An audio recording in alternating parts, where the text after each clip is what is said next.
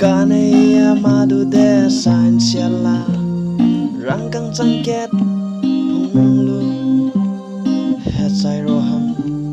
ngawi benya lunai benya get lune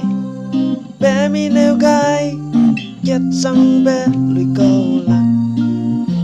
second line te good ilune pelaleine sang get na lui cầm lu atu second anidu second Aipou tu second bitup zambe second hello me in gau leuze alung hare makle second la mate second nangam lang sai tu manang ma hello me deuze lei si di me second rang me aturi gai second rang me aturi gai nsia be sit nung ye ting pe ting run iro tu ne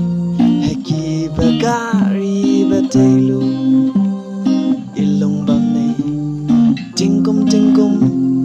lumong sede beluige ke lima ningsa habit kya kokku lungi pene lungi bibi masam gale lungi pedu tingkum hai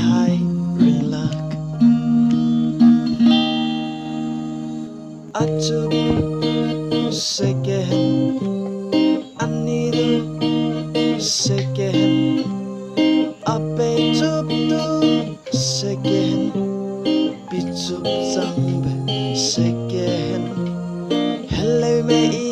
in gau leuze alung hare makle second la mate second nangam lang sai tu manang ma hello me deuze lei si di me pula second rang me aturi gai second rang me aturi gai second